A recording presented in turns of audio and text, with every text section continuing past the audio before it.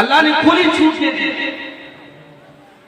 وَقُلْنَا يَا آدَمُ اسْكُنْ أَنْتَ وَزَوْجُكَ الْجَنَّةَ، اے آدم اور حوا تم دونوں جنت میں رہو، جو چاہے کھا لو جو چاہے پی لو، اِلَّا هَٰذِهِ الشَّجَرَةَ، سوائے ایک درخت کے اس کے قریب نہ جانا، فَتَكُونَا مِنَ الظَّالِمِينَ، ورنہ تم ظالموں میں سے ہو جاؤ. ایک درخت، ہزاروں چیزیں جنت میں کھانے کی ملی ہیں، ایک پیڑ ہے ایک درخت ہے، اللہ نے کہا اس کے پاس مت. آدم علیہ السلام اور حضرت حوا اس پیڑ کے پاس نہیں جا رہے تھے. شیطان آیا بھیس بدل کر کے، اور شیطان نے کہا کہ اے آدم اے حوا، یہ جو پیڑ ہے نا، اس پیڑ کو کھا لو گے، یہ امرت ہے، اس کو کھا لو گے ہمیشہ جنت میں رہو گے، فرشتے بن جاؤ گے تم. اس نے اللہ کی قسم بھی کھا کر کے یہ باتیں. قرآن کہتا فَدَلَّاهُمَا بِغُرُورٍ، شیطان نے قسم کھا کر کے جھوٹے وعدے کر کے آدم کو اور حوا کو بہکا دیا. یہاں ایک بات اور بتا، بعض لوگ یہ سمجھتے ہیں کہ شیطان نے حضرت حوا کو بہکایا اور حوا نے حضرت آدم کو بہکایا، یعنی غلطی اصل عورت کی تھی، آدم علیہ السلام نے تو اپنی بیوی کی بات مانی تھی. ایسا نہیں ہے، قرآن دونوں کو ذمہ دار قرار دیتا ہے. فَأَزَلَّهُمَا الشَّيْطَانُ فَأَخْرَجَهُمَا مِمَّا كَانَا فِيهِ، شیطان نے آدم کو بھی بہکایا، شیطان نے حوا کو بھی بہکایا، دونوں کو پھسلا دیا. دونوں کو شیطان نے اس پیڑ کے قریب، جس کے قریب بھی جانے سے اللہ تعالیٰ نے منع کیا تھا، شیطان کے بہکانے پر دونوں نے اس پیڑ کے درخت کو، اس کے پھل کو کھا لیا. اب جب کھا لیا تو انجام کیا ہوا؟ دونوں کے بدن سے کپڑے اتر گئے، دونوں ننگے ہو گئے، آدم بھی ننگے حوا بھی. قرآن کہتا ہے فَطَفِقَا يَقْصِفَانِ عَلَيْهِمَا مِن وَرَقِ الْجَنَّةِ، آدم اور حوا دونوں جنت کے پتوں کو توڑ توڑ کر کے اپنی شرمگاہ کو ڈھانپنے لگے، اپنی باڈی کو کور کرنے لگے، ننگا رہنا پسند نہیں کیا. آج دنیا میں ترقی کی علامت ہے، گوا میں چلے جاؤ، بڑے بڑے بیچز پہ چلے جاؤ، سمندر کے کنارے مادر ذات ننگے مرد و عورت پڑے ہوئے ہیں، اور اس کو دنیا ترقی کا نام دیتی ہے، اس کو دنیا فیشن کا نام. یہ ننگے رہنے والے، یہ برہنہ رہنے والے، یہ بے حیا اور بے شرم لوگ، یہ انسان کہلانے کے قابل نہیں. انسان کی فطرت یہ کہتی ہے، انسان کا نیچر یہ کہتا ہے، انسان کا سوبھاؤ یہ کہتا ہے کہ نہیں، تیری شرمگاہ کے اوپر کوئی نہ کوئی چیز پردے کے طور پر ہونی چاہیے. بھائی مرد بھی سب کے سامنے ننگا، عورت کو تو چھوڑ دیجئے، مرد بھی سب کے سامنے ننگا. اگر کوئی مرد سب کے سامنے ننگا رہتا ہے تو یہ دو ہی باتیں ہو سکتی ہیں، یا تو وہ پاگل ہے یا انسان نہیں ہے. پاگل ہے، کریک مائنڈ کا ہے، دماغ خراب ہے، کبھی وہ ننگا رہے گا، ورنہ مرد بھی کم سے کم انڈر ویئر میں تو دوسروں کے سامنے کم سے کم انڈر ویئر. آدم اور حوا دونوں نے اپنے جنت کے پتے سے اپنے شرمگاہ کو ڈھانپنا شروع. اب اللہ تعالیٰ نے سمجھایا ہے کیا ہوا. أَلَمْ أَنْهَكُمَا عَنْ تِلْكُمَا الشَّجَرَةِ، اے آدم اے حوا، میں نے تم کو منع کیا تھا اس پیڑ کے قریب نہ جانا. کیوں تم نے شیطان کی بات مانی؟ کیوں تم اس کے بہکاوے میں آ گئے؟ کیوں تم ظالموں میں سے ہو گئے؟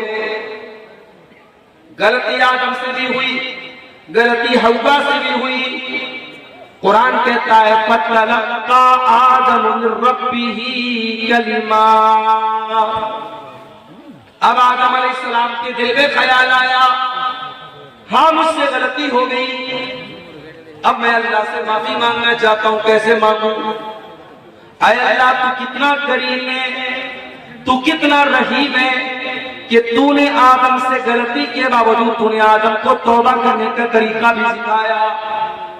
اللہ نے آدم کے دل میں وہ کلمات ڈالے، وہ دعا ڈالی جو دعا اللہ تعالیٰ نے قرآن میں بیان کی. ربنا ظلمنا انفسنا وان لم تغفر لنا وترحمنا لنكونن من الخاسرین. اے پروردگار، ہم نے اپنی جانوں پر بڑا ظلم کیا، اے پروردگار ہم نے اپنی جانوں پر بڑا ظلم کیا ہے، بڑا اتیاچار کیا، اور اگر تو نے نہیں معاف کیا، اگر تو نے رحم نہ کیا، لنکونن من الخاسرین، تو ہم خسارہ نقصان اٹھانے والوں میں سے ہو جائیں گے۔ یہ دعا کی آدم و حوا، اور جب یہ دعا کی اللہ نے دونوں کی دعا کو قبول کیا، دونوں کی توبہ کو قبول کیا، لیکن اللہ نے کہا کہ اب تم جنت میں نہیں، اب تم زمین پہ جاؤ، اب زمین پہ جاؤ گے، دنیا میں رہو گے۔ اب یہ آدم اور حوا دنیا میں کہاں آئے اس کے بارے میں کوئی اوتھینٹک روایت تو نہیں ملتی، لیکن تاریخ کی کتابوں میں یہ لکھا ہے کہ حضرت آدم علیہ السلام جو تھے وہ انڈیا یا شری لنکا کے کسی علاقے میں اترے تھے، اور حضرت حوا جو تھی وہ جدہ میں اتری تھی، اس لیے جدہ عربی میں جدہ بولتے دادی کی، تو چونکہ وہاں پہ حضرت حوا اتری تھی اس لیے اس جگہ کا نام جدہ، سعودی عرب کے اندر جو بہت بڑا شہر ہے، مشہور علاقہ ہے جدہ، وہاں پہ یہ تاریخ کی ایک روایت ہے، ہم یہ نہیں کہہ سکتے کہ یہ اوتھینٹک ہے، معتبر ہے، بس تاریخ کی کتابوں میں یہ لکھا ہے، اس کے معتبر ہونے کی کوئی گارنٹی نہیں ہے۔ دونوں کو اللہ تعالیٰ نے زمین پہ اٹھایا، ہم آدم اور حوا کی، اللہ نے ہمیں اور آپ کو آدم اور حوا کی اولاد بنایا، انسان بنایا ہے۔ ہماری فطرت میں غلطی کرنا ہے، ہم سے غلطیاں ہوں گی، ہم سے خطائیں ہوں گی، خطا کا ہو جانا اتنی بڑی بات نہیں، بڑی بات یہ ہے کہ ہم خطا کے بعد، غلطی کے بعد ہم توبہ کریں، ہم اللہ سے معافی مانگیں۔ اللہ کے پیارے نبی فرماتے ہیں کل بنی آدم خطاء وخیر الخطائین التوابون، تمام کے تمام آدم کی اولاد خطا کرنے والے ہیں، اور تمام خطا کاروں میں سب سے بہترین خطا کار وہ ہے جو توبہ کر لے، اللہ سے معافی مانگ لے، اللہ کی طرف رجوع کر لے۔ دنیا میں کیا ہوتا ہے، ایک انسان ایک بار غلطی کرتا ہے ہم معاف کرتے ہیں، دو بار غلطی کرتا ہے ہم معاف کرتے ہیں، تین بار غلطی کرتا ہے ہم معاف کرتے ہیں، بار بار غلطی کرے تو ہمارا بھی برداشت کا جو مادہ ہوتا ہے وہ پورا ہوتا ہے۔ باپ بیٹے کی ایک بار غلطی معاف کرتا ہے، دو بار غلطی معاف کرتا ہے، جب بیٹا بار بار غلطی کرتا ہے تو باپ کہتا ہے نہیں اب تو غلطی نہیں کر رہا ہے، تو بدتمیزی کر رہا ہے، پھر باپ بھی بیٹے کو گھر سے نکالا۔ ماں اپنے بچے سے بہت پیار کرتی ہے، لیکن ماں بھی اپنے بچے کی بدتمیزیوں اور اپنی بچے کی غلط حرکتوں پر ڈانٹتی ہے، مارتی ہے، سزا دیتی ہے۔ ماں اتنی رحم دل ہونے کے باوجود بھی ایسا موقع بھی آتا ہے کہ ماں بھی اپنے بچے کو معاف نہیں کرتی۔ میرے پیارے ساتھیوں، جس طریقے سے ایک ماں کو اپنے بچے سے بہت پیار ہے، ایک باپ کو اپنے بچے سے بہت پیار ہے، اس سے کئی کروڑ گنا زیادہ، اس سے کئی کروڑ گنا زیادہ اللہ تبارک و تعالیٰ اپنے بندوں سے پیار کرتا، اپنے بندوں سے محبت کرتا ہے۔ وہ اللہ بندوں کی خطاؤں کے باوجود، بندوں کے گناہوں کے باوجود اللہ تعالیٰ اپنے تمام بندوں کو دعوت دیتا ہے، اے میرے بندو آ جاؤ، حل من مستغفر فاغفر لہ۔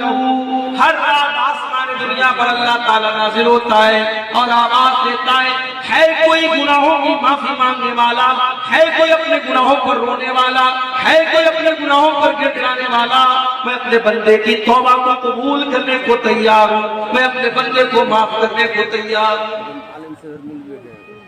چلیے آپ کی جنرل نالج میں اضافہ کریں، قرآن کریم کی ایسی کون سی آیت ہے جو سب سے زیادہ رحمت کی امید دلاتی ہے؟ علماء کو شاید پتا ہوگا، آپ لوگوں سے، عوام سے میرا سوال کہ قرآن کی ایسی کون سی آیت ہے جس میں اللہ تعالیٰ اپنی رحمت کی سب سے زیادہ امید دلاتی ہے؟